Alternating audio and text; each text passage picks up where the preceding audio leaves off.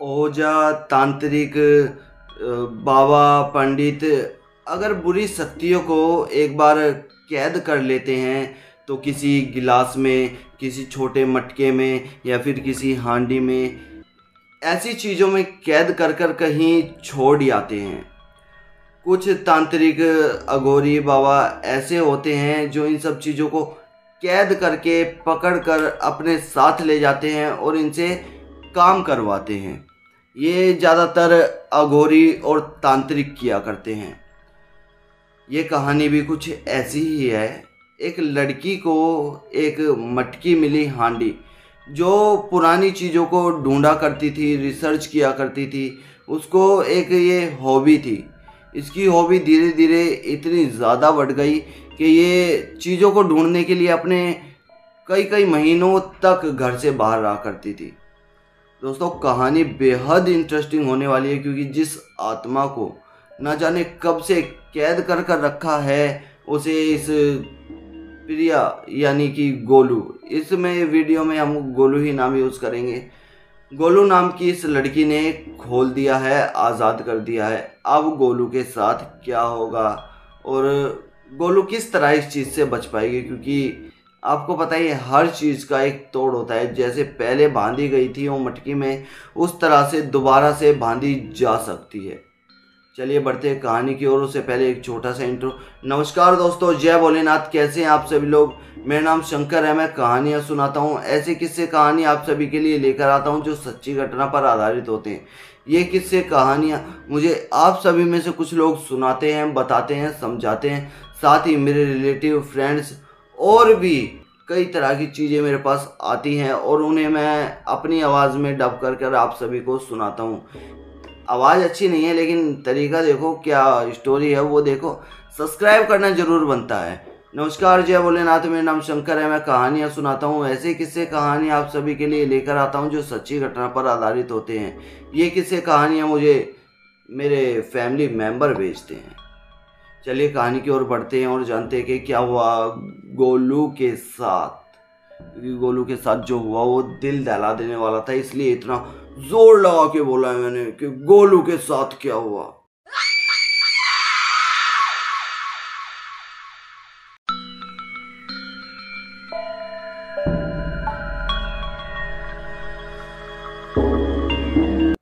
गोलू को school time से ही कुछ पुरानी चीज़ें ढूंढना, खजाना ढूंढना, कुछ बहुत पुरानी चीज़ें ढूंढने का शौक था। धीरे धीरे ये उसकी हॉबी बन गई और धीरे धीरे वो इसी फील्ड में जाती चली गई। गोलू ने अपनी लाइफ में कई खजाने, कई रहस्यमयी चीज़ें, कई रहस्यमयी गुफाएं, कई ऐसी चीज़ें ढूंढी हैं जो आज भी हमारी जो भारत सरकार है वो गोलू पर गर्व करती है। लेकिन गोलू के हाथ जो लगा उसके बाद पूरा देश ही घबरा गया था मानो। आप सर्च करके देख सकते हैं ये गूगल पर कि गोलू नाम की लड़की के साथ आखिर हॉरर एक्टिविटीज़ किस तरह की हुई थी। गोलू को पता चलता है कि थोड़ा सा राजस्थान की तरफ किसी ने काफ़ी सालों पहले खजाना दफनाया था और वो खजाना आज भी वहीं है, किसी ने निकाला नहीं है। अब गोलू अपना फटाफट से सामान पैक करती है और सीधा राजस्थान की तरफ निकल जाती है। राजस्थान जाकर गोलू देखती है कि जहाँ उन्होंने बताया था उस जगह पहुँचती है और उस जगह को खोदना शुरू कर देती है। उस जगह को, हाँ, टीम थी गोलू के साथ, गोलू की पूरी, लेकिन गोलू को मज़ा आता था खुद भी खुदाई करने में और काम करने में, हेल्प करवाने में। ऐसा नहीं कि मालिक बन के बैठा रहो और वर्कर्स काम करते हैं। गोलू अपने साथ मिलकर सभी वर्करों का हाथ बटाता था। तो गोलू बेचारी आज खुदाई कर रही थी। खुदाई करते करते उसे एक प्राचीन मटकी मिलती है जिसके ऊपर संस्कृत में कुछ लिखा हुआ था। अब ये मान लो, जब संस्कृत में इसके ऊपर कुछ लिखा हुआ है तो ये कितनी ही पुरानी हो सकती है। गोलू उस मटकी को लेती है। बाकी जगह भी देखते हैं, वहाँ किसी तरह का कोई खजाना नहीं था। गोलू इस मटकी को लेकर अपने लैब के अंदर आती है और इसको अकेले में खोल कर देखती है कि आखिर है क्या, खजाना है, कुछ मैप है या फिर कोई और चीज़ है। गोलू जब इस मटकी को खोलती है तो गोलू को महसूस होता है कि कोई हवा उसके चेहरे से टच हुई है बहुत तेज, क्योंकि मटकी को हम अगर कपड़ा हटा के ऐसे खोलेंगे तो वो हमारे फेस की तरफ ही खुलती है। तो इस तरह से जब उसके फेस पर हवा लगी, बाल उड़े, तो अचानक से डरकर बेड पे लेट गई। अब इसकी कोई समझ नहीं आ रहा था कि क्या करूं क्या नहीं, क्या हुआ है, ये किस तरह की हवा निकली है, लेकिन इतनी डरी हुई थी कि वो बेड से नहीं उठ रही थी। अब गोलू की जो टीम थी वो शाम को आती है, गोलू को बोलती है कि क्या हुआ है तुम्हें, कि कैसे लेटी हो, तबीयत तो ठीक है। गोलू कहती है कि मैं बिल्कुल ठीक हूँ और काफ़ी सालों से इंतज़ार था मुझे इस मटकी का। ये मटकी बेहद रहस्यमयी है, तुम अगर एक काम कर सकते हो तो कर लो। अपनी टीम मेंबर से कहता है कि ये सामने वाले गार्डन के अंदर इतनी गहराई में दफना दो कि कोई इसे निकाल ना पड़े। अब वर्कर भी यही करता है, ले जाता है गार्डन में, खुदाई करता है और उसे बहुत नीचे दबा देता है। नीचे दबाने के बाद अब गोलू को ये पता था कि हाँ वो नीचे दब चुकी है। शायद ये गोलू को नहीं, उसके अंदर की आत्मा को ये पता था कि हाँ अब ये मिट्टी के अंदर दब चुकी है और जब तक ये नहीं निकलेगी मैं इस शरीर पर आराम से अपना वास कर सकती हूँ। अब गोलू की हरकतें दिन ब दिन बदलती जा रही थी। गोलू एक तो बात न जाने किस तरह की करने लगी थी, कभी संस्कृत बोलती, कभी पुराने ज़माने की भाषा बोलती, कभी कुछ कहती कभी कुछ कहती। ये बात सभी को अजीब लग रही थी।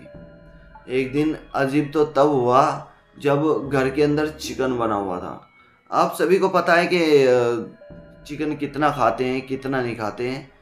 तो बैठे हुए थे, पूरी फैमिली बैठी हुई थी, गोलू के भी डाल रखा था। गोलू चिकन को देखकर कुछ इस तरह से करने लगी मानो कि ना जाने कितने सालों से चिकन की भूखी हो। खाते खाते पतीला उठा के ले आई, पतीले में से खाने लगी। घर वालों को काफ़ी दिन से बात अजीब लग रही थी, ये बात भी अजीब लगी। घर वाले चुपके से घर के अंदर एक हवन के बहाने एक पंडित को बुला लेते हैं जिसे वो अच्छे से जानते थे, जो इसकी फैमिली पंडित होता है। कुंडली मिलाना और हवन करना, घर के अंदर आशीर्वाद देना, ये सब काम उनका पर्सनल पंडित ही किया करता था। और वो कोई ऐसा वैसा पंडित नहीं था, वो काफ़ी शक्तिशाली और काफ़ी विद्याओं का जानकारी था। आता है और देखता है गोलू को क्या हुआ है क्या नहीं, क्या बात है, किस तरह से ये पोजेस हो गई है, क्या हुआ है आखिर इसके साथ।